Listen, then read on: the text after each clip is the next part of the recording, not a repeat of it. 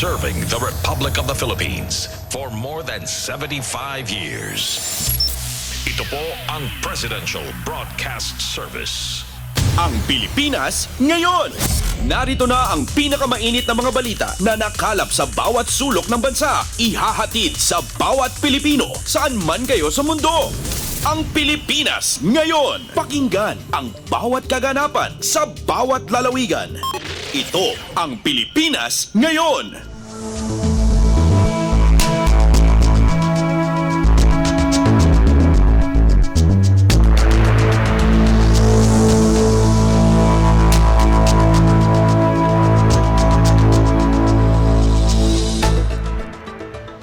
Magandang araw po sa ating mga tagapakinig. Welcome po muli sa ating programang Ang Pilipinas Ngayon. Napapakinggan po ninyo saan mang bahagi ng mundo sa pamamagitan ng ating himpilang Radyo Pilipinas World Service. Napapakinggan po tayo sa mga sumusunod na shortwave frequencies sa 9.925 MHz, 12.120 MHz at 15.190 MHz. Ako po si Ven Blones. Samahan po ninyo ako sa kabuuan ng ating programa ngayong araw na ito. Kapapalooban pa rin po ng ilan sa mga mahalagang balita mula dito sa ating bansa. Kasama na ang mga segmentong business, sports, showbiz at ang mga ulat mula sa iba't ibang rehiyon at lalawigan dito sa Pilipinas para sa ating regional news. Samantala, nais po namin kayong imbitahin na bisitahin ang ating Facebook page, ang Radyo Pilipinas World Service. Paki-follow, like at share na rin po. Antabayanan, sa inyo na sa ilang sandali ang kabuuan ng ating programang Ang Pilipinas Ngayon. Kumpleto, detalyadong balitaan, di papahuli sa mahahalagang kaganapan. Kamustahin ang inang bayan, ang Pilipinas ngayon.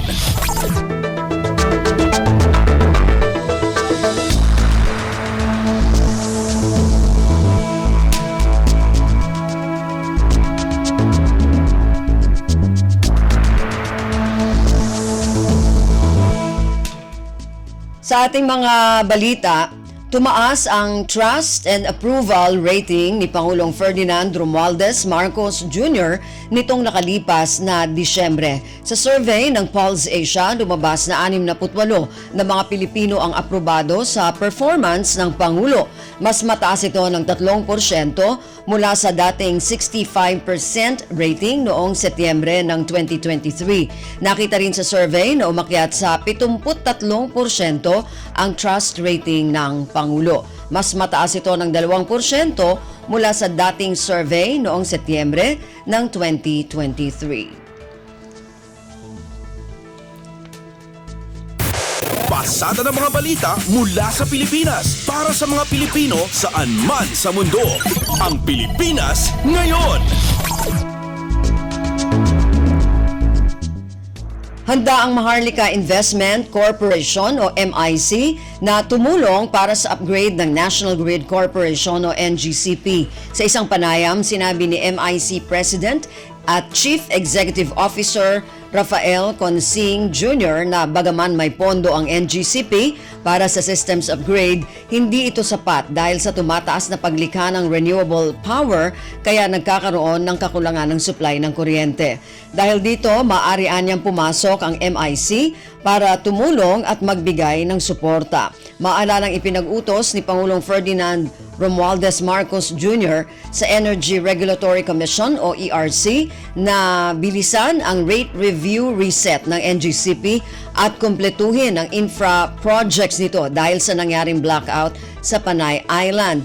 Una nang sinabi ni Consing na sang-ayon siya sa panukala ni House Speaker Martin Romualdez na mamuhunan ang Sovereign Wealth Fund sa NGCP.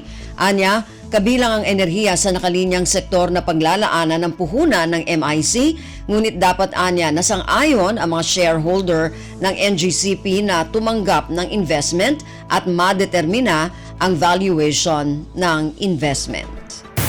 Ang Pilipinas ngayon, kasama si Ven Blones. Panawagan para bawiin ang prangkisa ng National Grid Corporation of the Philippines o NGCP muling binuhay kasunod ng nangyaring malawakang blackout sa Panay. Ayon sa isang mambabatas, ang patuloy na pagtanggi ng NGCP na akuin ang pananagutan sa insidente ay sapat ng dahilan para repasuhin ang prangkisa nito.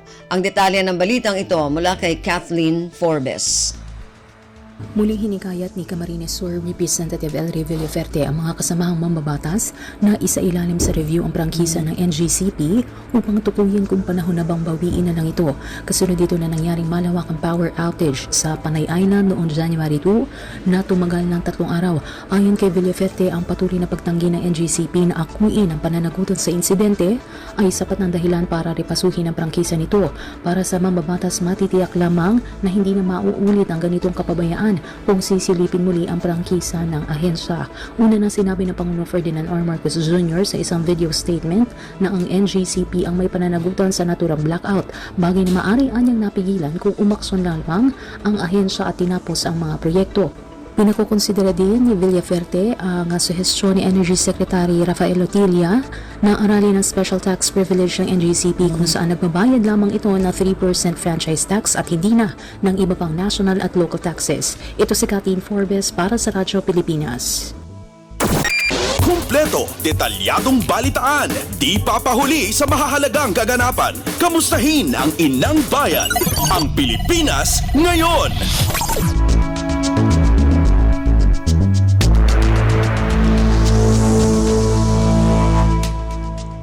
Ilang mga senador nagpahayag na maaring maglagak ng puhunan ang Maharlika Investment Corporation o MIC sa transmission business o partikular sa National Grid Corporation of the Philippines o NGCP. Ayon kay Senate Ways and Means Committee Chairman Sherwin Gatchalian, napakaganda ng kita sa negosyong ito dahil monopolyo ang transmission business kaya magandang mamuhunan dito ang MIC. Gayunman, dapat anyang tiyakin munang matatapos na ang lahat ng delayed projects ng korporasyon. Sinabi naman ni Senador Francis Tolentino na malaya ang MIC na maglagak ng puhunan sa transmission business ngunit hindi kinakailangan sa NGCP. Iginiit ni Tolentino na kailangan munang tukuyin ang pananagutan ng NGCP sa mga nakalipas na power outages sa Western Visayas. Ipinaliwanag naman ni Senadora Amy Marcos na kung maglalagak ng puhunan ang MIC sa NGCP, ay lilitaw na isa ng National Development Fund, ang MIF, na may sariling implikasyon sa fund return para sa mga namumuhunang government financial institution tulad ng Land Bank of the Philippines at Development Bank of the Philippines. Pasada ng mga balita mula sa Pilipinas para sa mga Pilipino saan man sa mundo. Ang Pilipinas ngayon.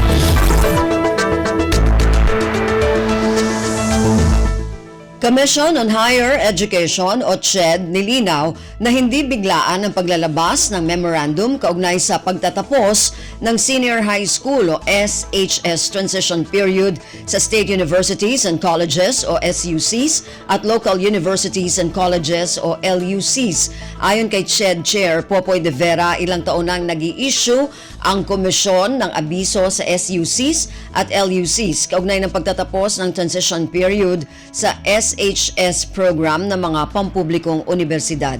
Ang detalye ng balitang ito mula kay Mary Ann Bastasa. Binigyang linaw ngayon ng Commission on Higher Education o CHED na hindi biglaan ang pag-i-issue nito ng memo hinggil sa pagpapatigil ng Senior High School Program Voucher sa State Universities and Colleges o SUCs at mga Local Universities and Colleges o LUCs.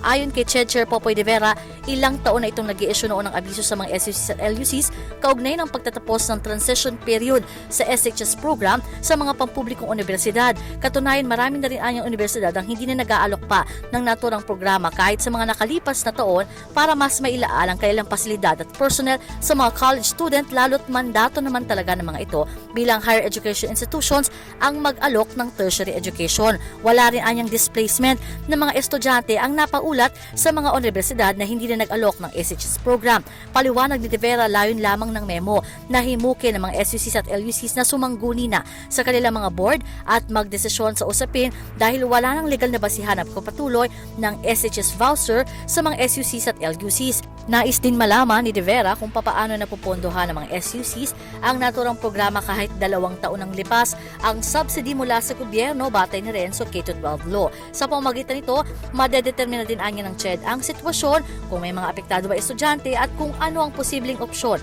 para sa SUCs at LUCs. Handa naman na niya ang CHED na makipagtulungan sa mga local government, DepEd para masigurong walang estudyante ang maapektuhan lalo na sa academic year 2024 to 2025. Ito si Meran Bastasa para sa Radyo Pilipinas. Ang Pilipinas ngayon, kasama si Ven Blones.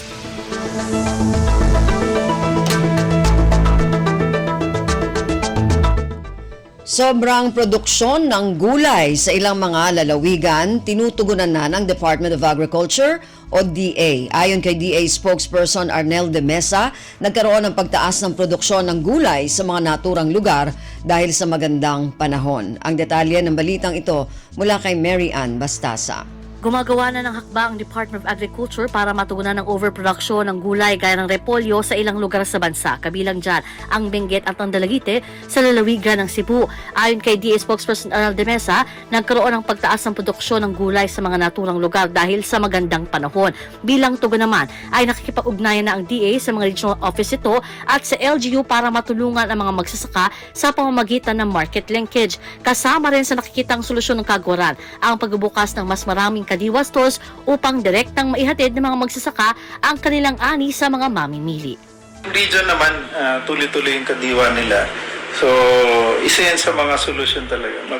Ma-directly na maibenta ng mga producers dun sa kadiwa yung mga ganitong produkto. Ang tinig ni DA spokesperson Arnel de Mesa. Ito si Meran Bastasa para sa Radyo Pilipinas. Kumpleto, detalyadong balitaan, di papahuli sa mahahalagang kaganapan. Kamustahin ang inang bayan, ang Pilipinas ngayon. Philippine National Police o PNP Chief Police General Benjamin Acorda Jr. pinuri ang mga pulis sa nakamit na 80% trust rating sa survey na isinagawa ng OCTA. Samantala nakasaad din sa naturang survey ang pagkakamit nito ng pinakamataas na bilang ng mga resolusyon sa mga reklamo sa Civil Service Commission o CSC. Ang detalye ng balitang ito mula kay Leo Sarne. Binati ni PNP Chief Police General Benjamin Acorda Jr. ang buong hanay ng PNP sa kanilang pagsisikap na magampanan ng maayos ang kanilang tungkulin. Sa kanyang unang flag-raising ceremony sa Camp Crame ngayong 2024, sinabi ni General Acorda na patunay ng dedikasyon sa trabaho ng mga pulis ang nakamit nilang 80% trust rating mula sa OCTA survey at highest complaint resolution na natanggap nila mula naman sa Civil Service Commission o CSC. Hinikayat ni General Acorda mga pulis na panatilihin ang mataas na standard sa kanilang sarili at panatilihin o di kaya higitan pa ang kanilang mga nagawa noong nakaraang taon. Pahayag ng PNP Chief ngayong 2024 ay dapat walang magbago sa tiwala at kumpiyansa ng tao sa kanilang organisasyon. Pagkakataon na niya ang bawat araw na maging mas mabuting mga lingkod bayan at para maging inspirasyon sa kanilang mga kasamahan. Mula sa PNP, ito si Leo Sarne para sa Radyo Pilipinas. Pasada ng mga balita mula sa Pilipinas para sa mga Pilipino saan man sa mundo. Ang Pilipinas ngayon.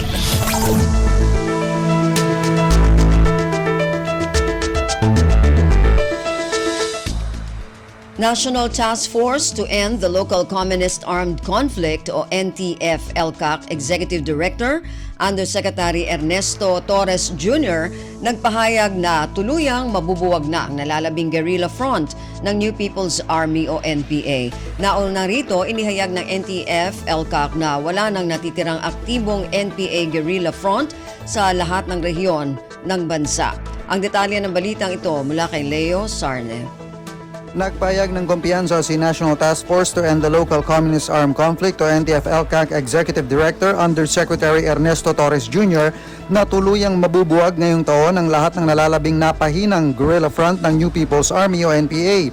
Ang pahayag ay ginawa ni Yusek Torres kasunod ng neutralisasyon na mataas na opisyal ng NPA sa Eastern Visayas Regional Party Committee na si Martin Colima alias Moki sa military operation sa Eastern Samar nitong Sabado. Ayon kay Yusek Torres, ang pagkamatay ni alias Moki ay dapat magsilbing eye-opener sa mga nalalabing miyembro ng NPA na magbabana ng armas at tanggapin ang alok na amnestiya ng pamahalaan. ang organisasyon ng NPA sa Samar ang huling napahinang guerrilla front mula sa pagiging aktibong guerrilla front. Una nang inihayag ng NTF-ELCAC na wala nang natitirang aktibong NPA guerrilla front sa lahat ng rehiyon ng bansa at puspusan ng pagsisikap ng militar na mabuwag ang nalalabing-labing-apat na napahinang guerrilla front ng NPA ngayong taon. Ito si Leo Sarne para sa Radyo Pilipinas. Ang Pilipinas ngayon, kasama si Ben Blones.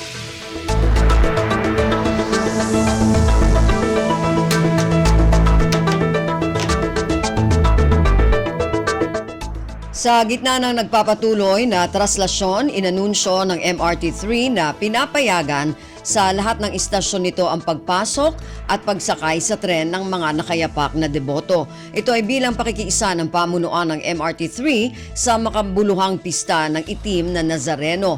Kadalasang tanda ng debosyon at panata ang paglalakad ng nakayapak na mga deboto ng Poong Nazareno. Samantala, habang isinusulat ang balitang ito, patuloy ang paglalakad ng mga deboto patungong Quiapo Church para dumalo sa misa. Karamihan sa mga deboto ang nakayapak at nakasuot ng kulay dilaw at maroon na damit na may larawan ng Poong Nazareno. Pista ng Itim na Nazareno 2024 sa Radyo Pilipinas Special Coverage.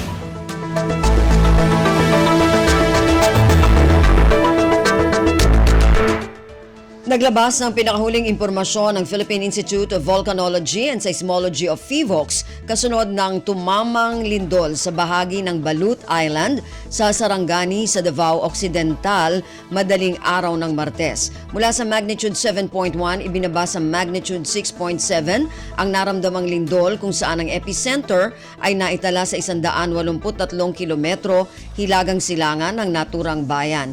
Naramdaman ng intensity 4 sa Glan, Malungon at Kiamba, Sarangani, intensity 3 sa General Santos City, Coronadal City, Tupi, Polomolok at Tiboli sa South Cotabato, Alabel at Malapatan, Sarangani, Matalam, Cotabato.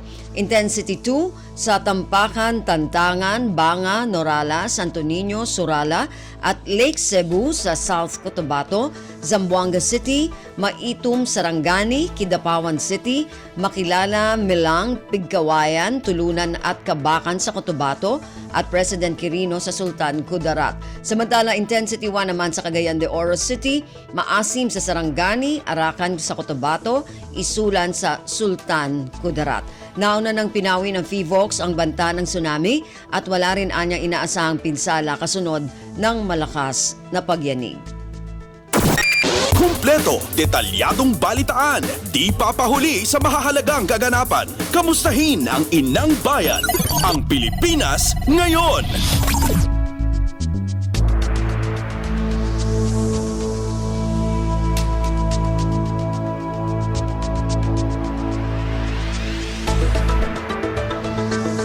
At yan po ang ilan sa mga pangunahing balita mula dito sa ating bansa. Samantala, antabayanan naman po ang mga balita mula sa iba't ibang rehiyon at lalawigan dito sa Pilipinas para sa ating regional news. Balita mula sa lalawigan sa bawat rehiyon ng ating bayan.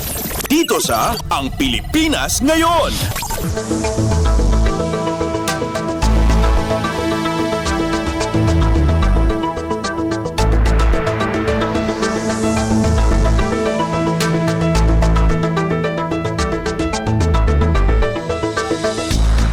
Dumako na tayo sa ating regional news. Unahin natin ang mga balita mula sa rehiyon ng Luzon. Mula sa Lawag, lokal na pamahalaan ng Lawag, target na gawing drug-cleared ang lungsod ngayong 2024. Ang detalye ng balitang ito mula kay Jude Pitpitan.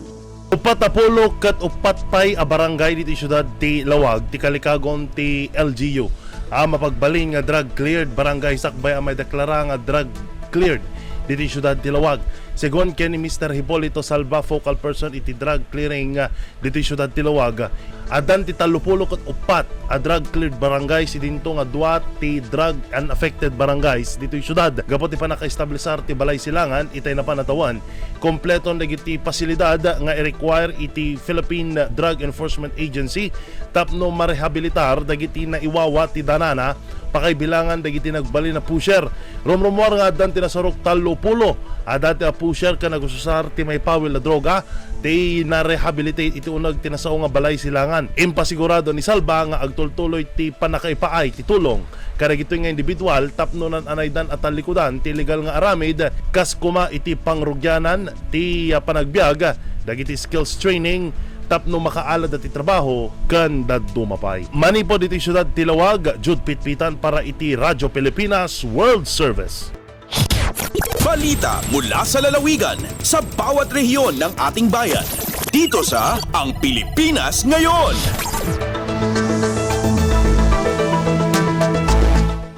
Maraming salamat, Jude. Yan ang ulat mula sa Lawag. Samantala, dumako naman tayo sa Agoo, tradisyonal na pagtatanghal ng moro-moro na ipinalalabas tuwing piyesta. Muling bubuhayin ng bayan ng Agoo. Ang detalye ng balitang ito mula kay Albert Kawile.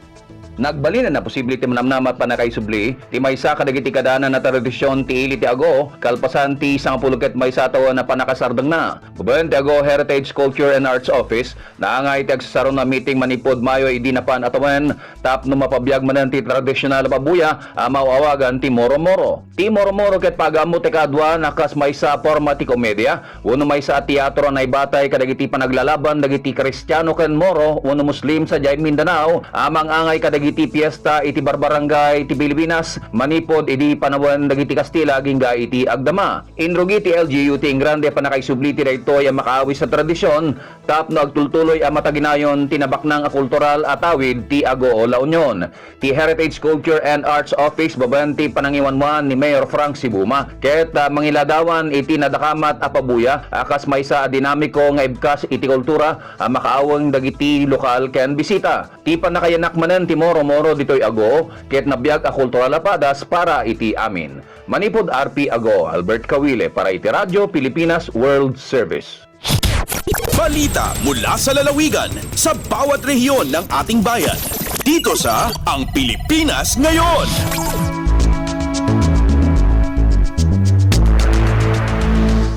Maraming salamat, Albert. Yan ang ulat mula sa Agoo at kabuuan na ulat mula sa rehiyon ng Luzon. Samantala, dumako naman tayo sa rehiyon ng Kabisayaan mula sa Borongan.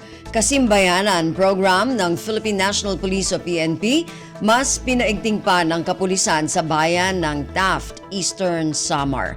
Ang detalye ng balitang ito mula kay Dayan Camplon. Ang mga personal hantaf to Municipal Police Station, hailarom hito na pamuno ni Officer in Charge Police Captain Angeline Cortado. Kabakyang Values Life Coach Pastor Chilito Limsik. Inagdumara, hinpakighimang raw nga mga sektorhan kababaynaan nga 4-piece beneficiaries ha barangay pangabutan na Taft, Eastern Samar.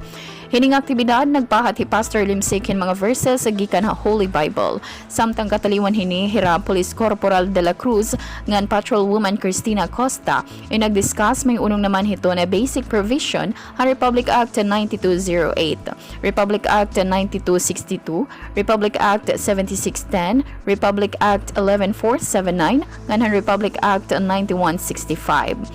Ining aktibidad in may pagsumpay hito na kasimbayanan or kapulisan simbahan na pamayanan program hito na Philippine National Police. Tikang didi ha syudad han Borongan, Dayan Camplon para ha Radyo Pilipinas World Service. Balita mula sa lalawigan sa bawat rehiyon ng ating bayan. Dito sa Ang Pilipinas Ngayon. Maraming salamat, Dayan. Yan ang ulat mula sa Borongan. Samantala, dumako naman tayo sa Sogod. Sunod-sunod na buy-bust operation ikinasa sa Southern Leyte. Ang detalye ng balitang ito mula kay Gemma Destriza.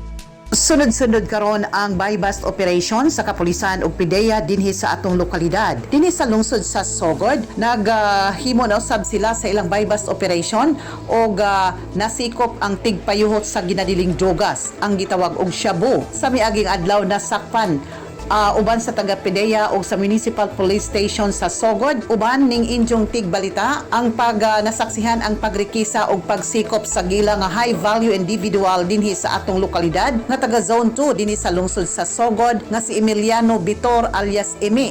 Nakuha gikan sa sospechado ang mukabat sa 205,000 pesos ang kantidad sa gituhuan nga shabu nga mitimbang kinig 30.2 ka gramos. Ang shabu nakuha gikan sa ijang posisyon. Pinaagi sa hiniusang pwersa sa Sogod Municipal Police Station nga gipangunahan ni Police Major Alfred Reynald Dauz, PDEA Region 8, Southern Leyte RIU o ingon man Southern Leyte Provincial Police Office PDEO.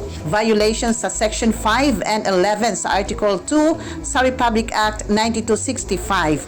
Pinaagi sa operating unit nga gihimo sa buy-bust operation uban sa PDEA Control Number 20001 o gingon man 02024-00381 51H nga miresulta sa pag-aresto sa sospechado. Ang mga ebidensya nga nakuha atul sa operation mao kining mosunod: usa ka silyado nga transparent plastic sachet nga may sod nga gituo ang shabu 0.2 gramos nga adunay estimated value nga 1,000 ka pesos. Unom ka silyadong transparent plastic sachet nga may sod nga gituo ang shabu o miabot ang timbang niini sa 30 gramos nga may estimated street value nga 204,000 pesos. Usa ka genuine nga 1,000 ka pesos ug lain pang usa ka itom nga pouch nga may sod nga gituho ang shabu. Ang sospechado gida sa mga tinugyanan sa balaod ug gipasakaan kini og sumbong. Suma sa kapulisan paspas karon ang paglihok sa mga tigpayuhot sa ginadilang drogas ug klaro dayag na ang ilang tunol dawat nga sistema. Ang kinatibuk ang kwarta sa maong gituho ang shabu mukabat sa 205,000 pesos. Balita gikan sa lungsod sa Sogod sa Radyo Pilipinas, Gemma Destriza, Radyo Pilipinas World Service. Balita mula sa lalawigan sa bawat rehiyon ng ating bayan. Dito sa Ang Pilipinas Ngayon.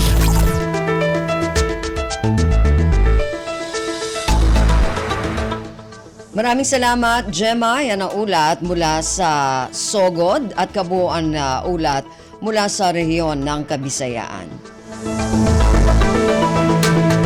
Samantala, dumako naman tayo sa rehiyon ng Mindanao mula sa Cagayan de Oro. Department of Agriculture, Northern Mindanao, naglaan ng 73.62 milyong piso na Quick Response Fund para sa Fishery Rehab Project. Ang detalye ng balitang ito mula kay Teza Aureliana. Kituno sa Department of Agriculture Regional Field Office 10, nga gipanguluhan ni Regional Executive Director Carlene Sicollado ang kapin 73.62 milyon nga tseke ngadto sa Bureau of Fisheries and Aquatic Resources isip suporta sa rehabilitation project sa ahensya bag-uhay pa lamang aron masiguro ang malungtarong kalambuan sa pagkonserba sa atong kahinguhaan sa agrikultura ug tubig. Si Dr. Collado gapasalig sa iyang suporta niini alang sa mga proyekto. Ang gahin gilangkuban kini sa paghatag og 1,259 ka units sa motorized made fiber reinforced plastic materials nga adunay multi-handling fishing gear, labor and materials nga mukabat ngadto sa 71.16 million. 58 unit net gear nga mukabat ngadto sa 670.65,000. Duha ka unit na payaw o 76.45,000, tilapia nga 89,060 pieces, og milkfish nga 40,000 pieces nga nagkantidad og 379.6,000. Matud pa ni BFAR-10 Regional Director Yasay ang paghatag og motorized boat fishing gear ug uban pang fishing paraphernalia lakip na ang supply sa fingerlings mo'y maghatag sa gikinahanglang interbensyon alang sa mga mangingisda nga apektado sa kalamidad sa 5 ka probinsya sa Northern Mindanao. Gikan dinhi sa Cagayan de Oro City, kini si Tessa Aureliana para sa Radyo Pilipinas World Service. Balita mula sa lalawigan sa bawat rehiyon ng ating bayan. Dito sa Ang Pilipinas Ngayon. Maraming salamat, Teza. Yan ang ulat mula sa Cagayan de Oro. Samantala, dumako naman tayo sa Zamboanga Memorandum of Understanding para sa implementasyon ng Kaligtasan Program. Formal na nilagdaan ng sektor ng seguridad at lokal na pamahalaan ng Zamboanga. Ang detalye ng balitang ito mula kay Justine Bolanon. Entra na un Memorandum of Understanding al West Terminal Command, Police Regional Office ng Gobyerno Lokal de Zamboanga para na implementasyon ng Kaligtasan y Kalikasan o Kalikasan Program ng Siyudad y Entero Rehiyon de Zamboanga Peninsula. Al mention na programa ta konsentra fasilita con el mga environmental protection projects, ita presenta con el kooperasyon na magka-mention na ahensya ng gobyerno y stakeholders. El pirmada del MOU ya kondusina Camp Colonel Romeo Abendad na Barangay Mercedes, kaya atende con el actividad del mga chief executives del magka-mention na ahensya y national convener del Kalikasan Program. Asigun con West Minco Commander Lieutenant General William Gonzalez, bidvale el mekanismo del asosasyon na magka-mention na ahensya para mantener el paz y mientras sa proteger con el ambiente. Desde la Ciudad de Zamboanga, esta si Justin Bulanon para la Radio Pilipinas World Service. Balita mula sa lalawigan sa bawat rehiyon ng ating bayan. Dito sa Ang Pilipinas Ngayon.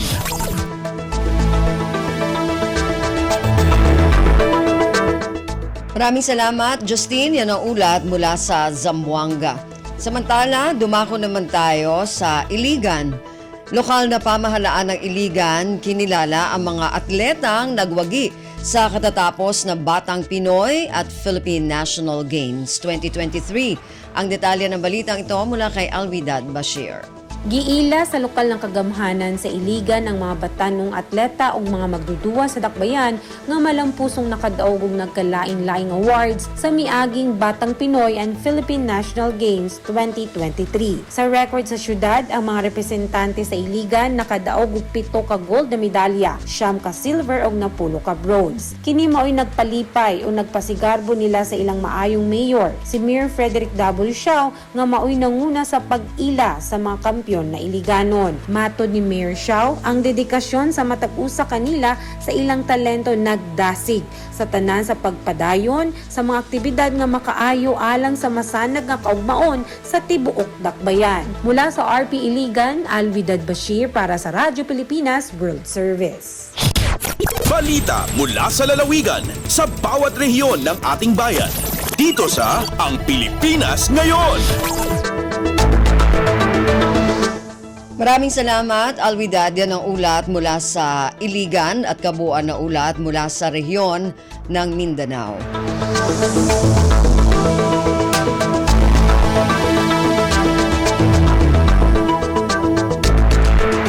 Narinig po ninyo ang mga balita mula sa iba't ibang rehiyon at lalawigan dito sa Pilipinas sa pamamagitan ng ating regional news. Samantala, antabayan na naman po ang ating mga segmentong business, sports at showbiz.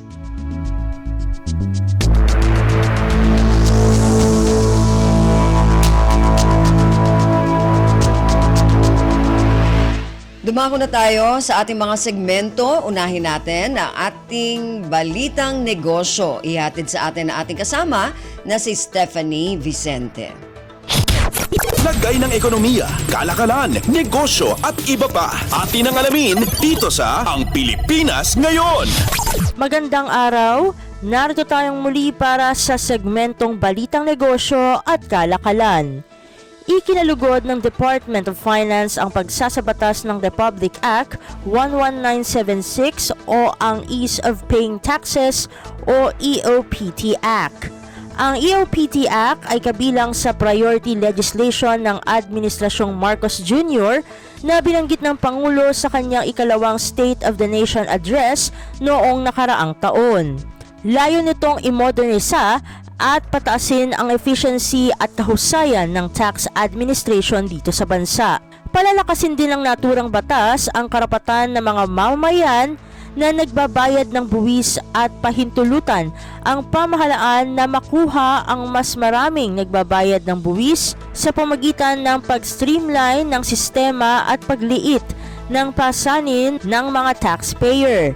Umaasa ang kagawaran na sa pamagitan ng bagong batas, tataas ang koleksyon at kita ng pamahalaan. Ang nilagdaan ng punong ehekutibo na batas ay bilang suporta sa hangarin na 8-point socio-economic agenda ng administrasyon at sa pagpapaunlad ng ekonomiya ng bansa. Lagay ng ekonomiya, kalakalan, negosyo at iba pa. Atin ang alamin dito sa Ang Pilipinas Ngayon. Sa iba pang mga balitang negosyo at kalakalan, nakakolekta ang pamahalaan ng 99.98 billion pesos na dibidendo mula sa mga government-owned and controlled corporation o GOCC sa taong 2023. Ayon kay Finance Secretary at Governance Commission for GOCC member Benjamin Jokno, ang mataas na dividend collection ay resulta ng fiscal discipline na ipinapaalala ng Department of Finance o DOF sa mga GOCC. Malaking tulong aniya ito upang masuportahan ang kinakailangang development ng bansa. Aniya, mananatiling committed ang kagawaran na istriktong bantayan ang performance ng mga GOCC upang tiyakin na ang pamamalakad nito at operasyon ay alinsunod sa polisiya at programa para sa paglago ng bansa.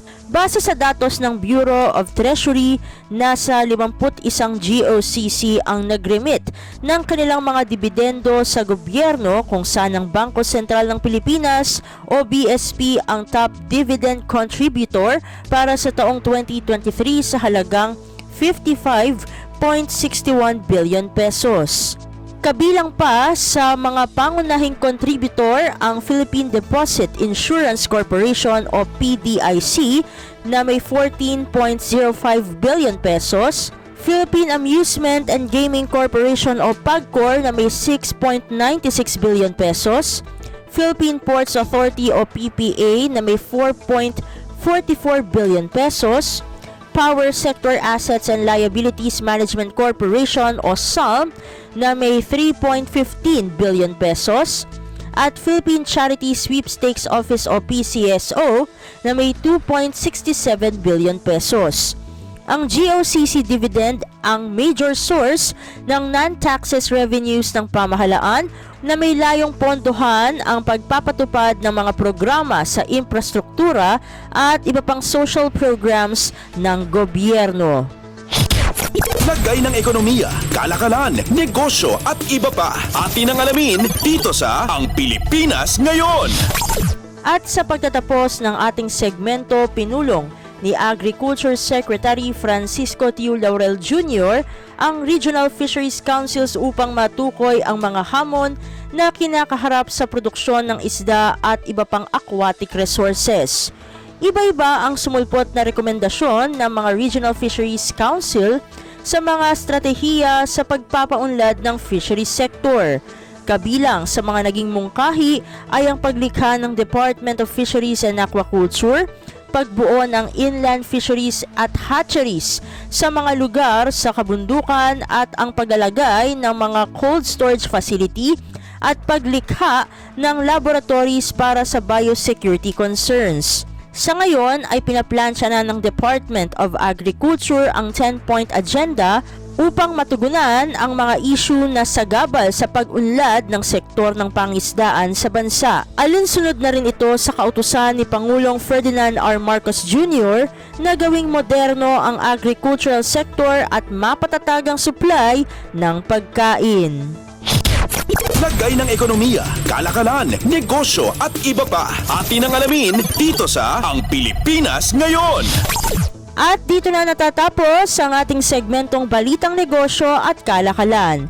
Para sa Radyo Pilipinas World Service, ito si Steph Vicente. Muli, magandang araw. Lagay ng ekonomiya, kalakalan, negosyo at iba pa. Atin ang alamin dito sa Ang Pilipinas Ngayon.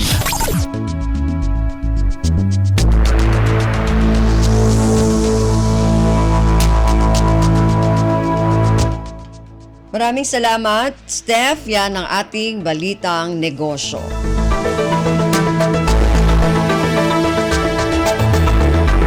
Samantala, dumako naman tayo sa ating Balitang Pampalakasan. Para sa araw na ito, makakasama po ninyo si Jay Arevalo.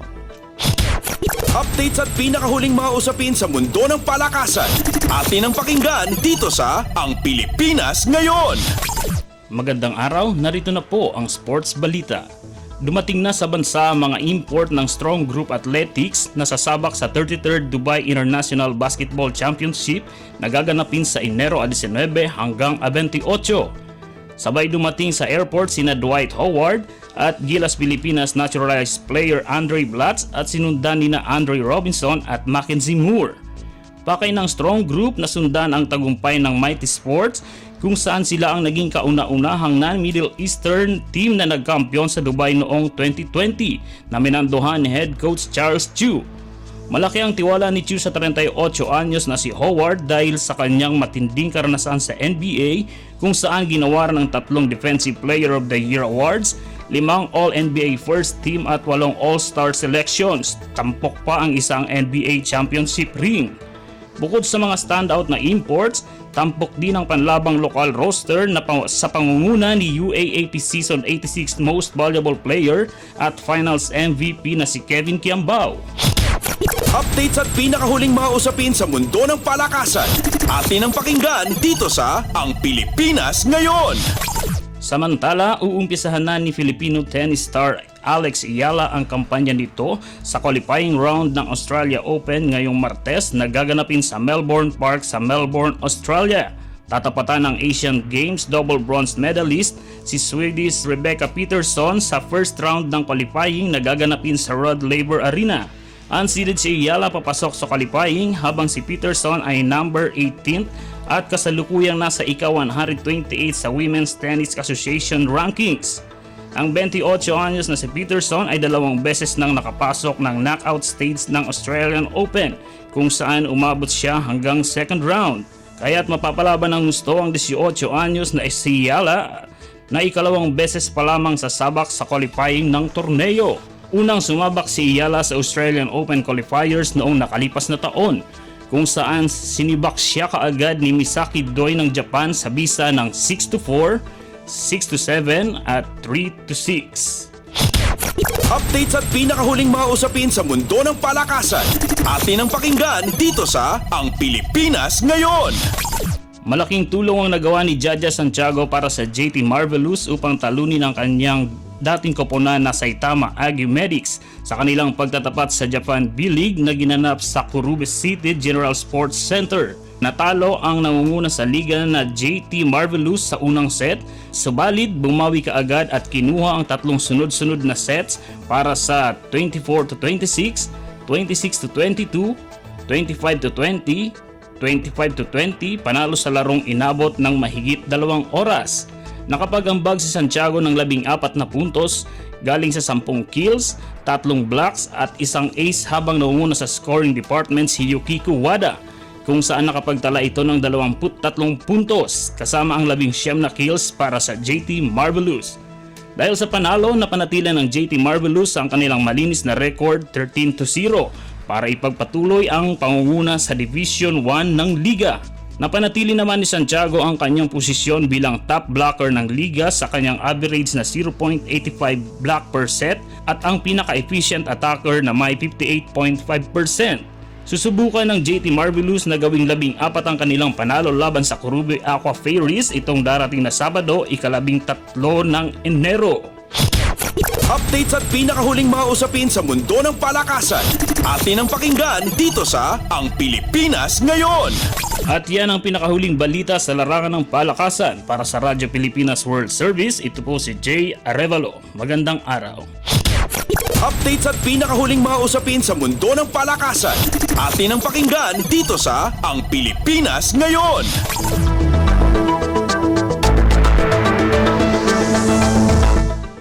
Maraming salamat, Jay. Yan ang ating balitang pampalakasan.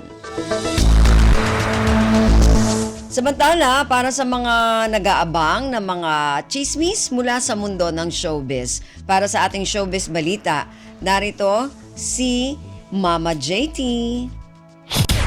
Ang latest, ang hottest sa showbiz and entertainment. Heto na sa Ang Pilipinas Ngayon.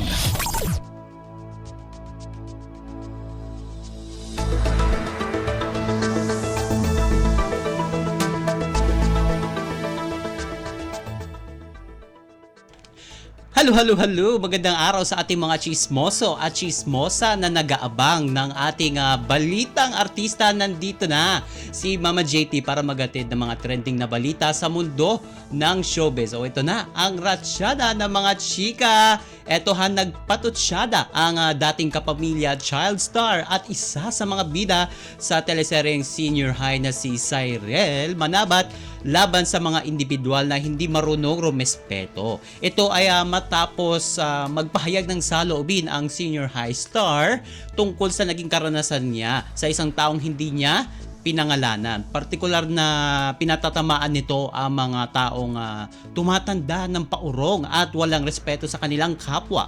And mukhang hindi na pagbigyan ni Cyrel ang request o nais mangyari ng naturang individual base sa ipinost ng dalaga sa kanyang Instagram story. At sa panimulang pagbabahagi ni Cyrel, quote-unquote, "Let us all establish respect. And disappointing how elderly people who we respect is very entitled. How they can put words into our mouth just because they didn't get it their way." And dagdag pa ng child star, hindi po ako hihindi kapag nag-ask po kayo ng favor as long as maayos po yung approach ninyo and hindi po nakakabastos po. At ipinagdiinan nga ni Cyrel na wala siyang ginagawang masama sa kanyang kapwa at marunong siyang gumalang kahit kanino, mapabata man o matanda. And pagsasabi pa ni Cyrel quote-unquote, hindi po ako maramot o umaayaw o humihindi ng walang rason. Marahil na bastos po ako o walang galang ho ang pag-approach nyo. And ito, samot-sari ang naging reaksyon ng ating mga kachismis sa pahayag ni Cyrel sa nasabing Instagram story at tila may mga ilang netizens tayo na kine-question ang salubin ng actress. Ngunit mas nangingibabaw naman ang mga taong may malaking pagrespeto o paggalang kay Cyrel. And nagugat nga ang lahat ng ito sa naging pagbabalik ng actress sa showbiz at tila na bago ang physical na anyo nito na siya na mga pinagpestahan ng mga kalalakihan. And nagmula noon ay naging tampulan na ito ng iba't ibang klase ng hindi magagandang pananalita laban sa actress. Kaya para kay Cyrel, hindi na niya kailangan mag-adjust pa sa standards ng society at proud ito sa kung anuman ang meron siya. And samantala mga kachismis, tila kinakarir na ng bida sa teleseryeng Fractured na si Francine Diaz ang pagiging singer this year. And ibinunyag kasi ni Francine na nagkaroon siya ng music collaboration kasama ang isang Korean artist. And hindi pa nga pwedeng i-detalye ng actress ang iba pang impormasyon. Pero ito ang dahilan kaya nagtungo siya sa South Korea nitong Desyembre lang ng 2023. And kwento ng actress, quote-unquote, "Well, we went to Korea last month, December 29. Nag-record po kami ng song doon." And say pa niya, ito po yung sinabi ko noon with Miss Jamie Rivera na meron po akong song na gagawin with the Korean artist. And yun lang po ang pwede kong sabihin as of now. And this year din po ang release namin, maybe next month. Yan yung pagsisiguro ni Francine sa publiko. And inamin ni Francine nga na never niyang nakita ang sarili na sasabak sa mundo ng musika. Pero nagpapasalamat siya ngayon dahil marami siyang natutunan lalo na sa pag-express ng kanyang sarili. And sa huli ay tila hindi na nakatiis ang actress at nagbigay na ng clue tungkol sa ilalabas niyang first ever collaboration song with a Korean artist. Sabi niya, quote-unquote, "an English version of a Korean song na ginawa din niya but this time naman my POV o point of view ng girl." Ngayong taon aasahan na magkakaroon pa ng iba't ibang collaboration si Francine kasama ang ilan pang mga local artists. And kung matatandaan natin Nobyembre pa lang ng nakarang taon ay tinanggap na ng actress ang hamon o challenge na makapag-record ng kanta para sa pinakabagong record label ng ABS-CBN, ang Inspire Music. At kasama ni Francine sa kantang Faith, Hope, and Love ang award-winning OPM icon na si Jamie Rivera na siya ring head ng Inspire Music. Pati na rin sina KD Estrada at Jed Madela, and isa si Francine sa mga featured artists ng nasabing record label. At ito pa mga kachismis ha, mukhang totoo ang kasabihang sa pag-ibig ha. Love is sweeter the second time around. At yan ang pinatunayan ng isa sa mga kilalang couples sa showbiz na sina dating Senador Kiko Pangilinan at megastar Sharon Cuneta. Ito ay matapos ng aminin ni Ate Shawi na totoong nag-away at naghiwalay sila ni Kiko bago matapos ang taong 2023. Pero agad din niya sinabi na nagkabalikan na sila ng asawa at okay na uli ang kanilang pagsasama, kaya wag na daw silang intrigahin pa ng mga marites natin dyan. And katunayan na pinakilig pa ng dating senador ang mga supporters nila Ate Shawi sa kanyang birthday message niya for his wife. And sa South Korea lang naman, nagdiwang ng kanyang kaarawan nitong si megastar. Kasama si Kiko at ang kanyang mga anak na sina Frankie, Miel at si Miguel. And sa IG account ni Kiko, ipinakita nito ang mga picture nila ng buong pamilya at ang kanilang nakuha sa pagbabakasyon nila sa naturang bansa. And sa caption niya sa Instagram post na yon, quote and quote, "Happy birthday to my sweetheart, my wife, my best friend, and the mother of my children, Sharon. I will always be here for you, to cheer you on, to raise you up, to be by your side, and to support you always. I love you dearly, fiercely, and unceasingly." And dagdag pa niya, "I pray for your happiness, good health, and success this year, 2024 and beyond. And in the end, love conquers all." Yan yung kanyang kabuang message dun sa nasabing post. At sa isa pa niyang Instagram post din ha, feeling blessed and thankful din ang husband ni Mega sa pagsasama-sama muli ng kanilang pamilya sa isang bonggang out of the country travel. And message pa ng dating politiko, quote and quote, "Thank you for the birthday gift of snow on the 6th from up above, a precious reminder to the family of his love and faithfulness." And kasunod ng sweet message ni Kiko kay Sharon ay ang paglabas ng chika na wala ng chance na magkaroon ng repeat o second part ng reunion concert ng megastar at ng kanyang ex-husband na si Gabby Concepcion. And itong bagong taon lang nang ibalita ni Sharon ang tila maigsing paghihiwalay nila ni Kiko. Sabi nga niya doon sa post, sa kanyang post sa Instagram, quote and quote, nag-away kami, naghiwalay kami, tapos nagbati na kami. So, okay na kami. And every post I made was just to show you when I was sad, and then of course, like everyone else, that's normal. And after sadness, we fixed some things, and then we became happy, so I don't know why some people have to be so mean. Yan yung kanyang message sa nasabing post. And OMG, wala na tayong oras para sa ating balitang artista. Maraming salamat.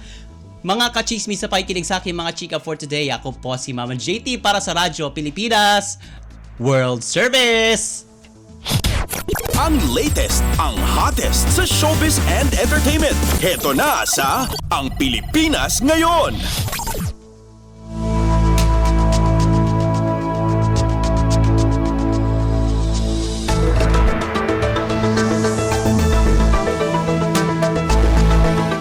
Maraming salamat, Mama JT. Yan ang ating showbiz balita.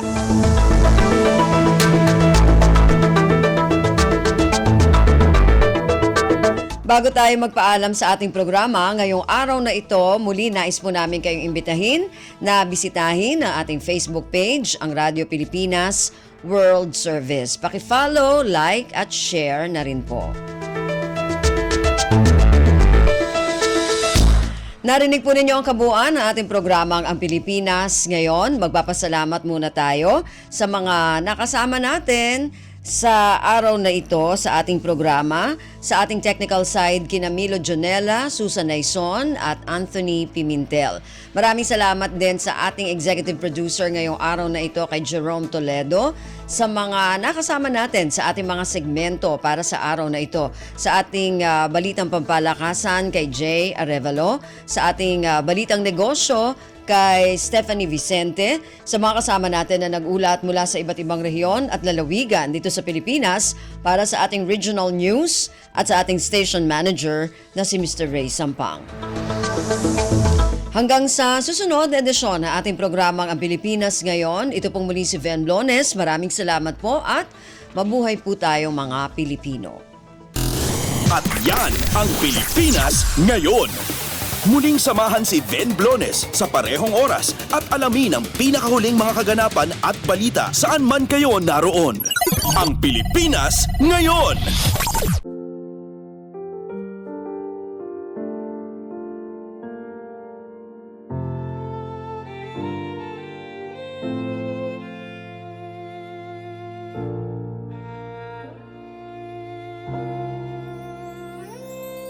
Ang tanging may pamamaan ako'y edukasyong Pilipino. Tinuturong galing at talino para maabot ang pangarap mo. Ang tanging handog ko sa'yo'y edukasyong Pilipino. Diskarteng mula sa puso, mamamangha ang mundo. Matatag